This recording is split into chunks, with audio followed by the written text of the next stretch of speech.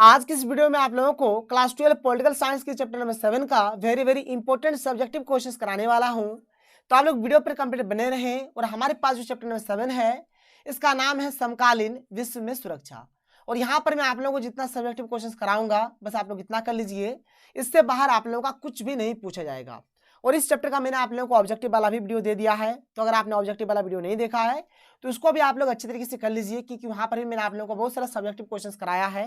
तो चलिए आगे चलते हैं और एक एक करके हर एक क्वेश्चन को देख लेते हैं। तो देखिए हमारे पास जो सबसे पहला जो क्वेश्चन है क्या है कि निःशस्त्रीकरण और शस्त्र नियंत्रण में क्या अंतर है। या फिर क्वेश्चन ऐसे पूछा जा सकता है कि शस्त्र नियंत्रण से आप क्या समझते हैं, या फिर क्वेश्चन ऐसे पूछा जाएगा कि निःशस्त्रीकरण से आप क्या समझते हैं। देखो भाई, अगर शस्त्र नियंत्रण पूछा जाएगा तो केवल केवल शस्त्र नियंत्रण लिखिए। अगर निःशस्त्रीकरण केवल पूछा जाएगा तो निःशस्त्रीकरण केवल लिखिए। अगर दोनों पूछा जाएगा कुछ इस प्रकार से कि निःशस्त्रीकरण और शस्त्र नियंत्रण, तो यहाँ पर इस प्रकार से दोनों पूछे जाए तो आप लोग दोनों को लिखिए। तो चलिए देख लेते हैं इसके आंसर को। देखिए निःशस्त्रीकरण, निःशस्त्रीकरण का अर्थ है कि राज्य को उसी मात्रा में शस्त्र रखने चाहिए जितने उसकी सुरक्षा को जरूरी है। कोई भी जैसे कि राज्य है तो उस राज्य को उतना ही शस्त्र रखना चाहिए जितना जरूरत है सुरक्षा के दृष्टिकोण से, बस उतना ही रखना चाहिए, उससे ज्यादा नहीं रखना चाहिए।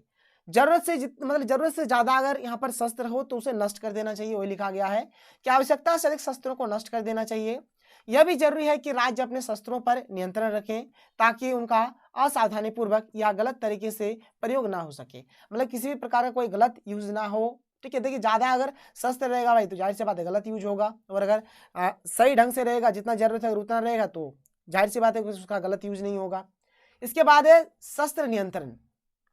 यह एक अंतर्राष्ट्रीय प्रयास है जो हथियार के उत्पादन, विकास, संग्रहण, प्रसार और उपयोग को प्रतिबंधित करता है।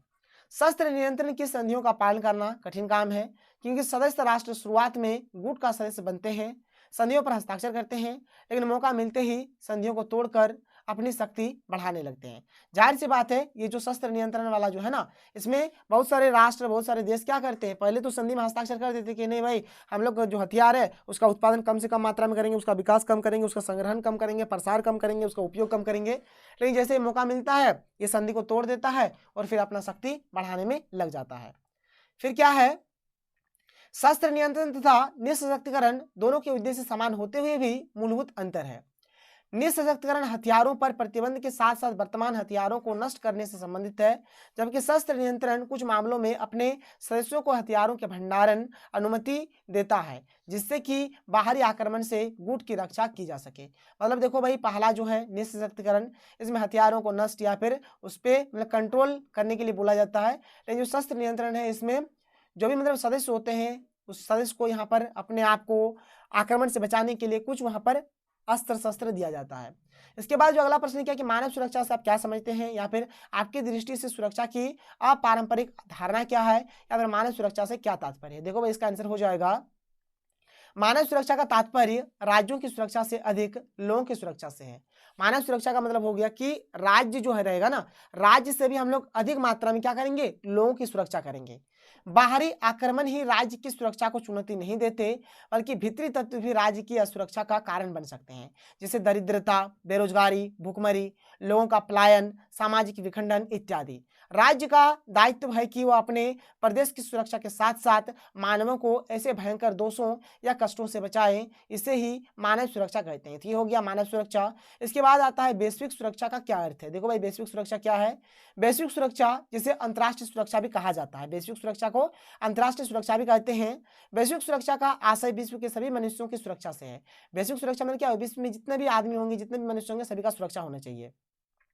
परंतु वास्तव में इसका अर्थ विश्व स्तर पर समस्त मनुष्यों की सुरक्षा के साथ साथ उनके चारों ओर घिरे वातावरण, प्रकृति की भी सुरक्षा से है, जिससे जीने के लिए स्वच्छ माहौल मिल सके। देखो भाई यहाँ पर आदमी का तो सुरक्षा होगा, साथ ही साथ उसके वातावरण में चारों ओर जो भी चीज है उसका भी सुरक्षा हो, जैसे वैश्विक तापवृद्धि से सुरक्षा, आतंकवाद से सुरक्षा, बर्ड फ्लू, एड्स, HIV आदि महामारियों से सुरक्षा एवं प्राकृतिक आपदाओं से सुरक्षा भी है।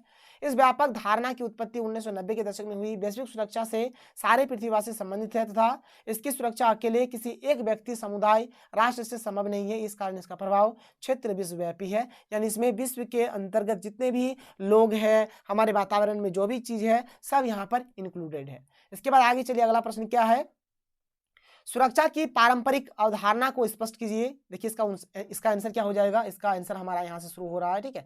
ये हो गया आंसर कि एक और किसी भी देश के लिए बाहरी सुरक्षा कवच आवश्यक है, तो दूसरी ओर यह भी अत्यंत आवश्यक है कि वह अंदरूनी क्षेत्रों में भी सुरक्षित हो, क्योंकि अंदरूनी असुरक्षा बाहरी असुरक्षा से ज्यादा घातक है। इसी कारण सुरक्षा की परंपरागत धारणा का अहम रिश्ता आंतरिक सुरक्षा से भी है।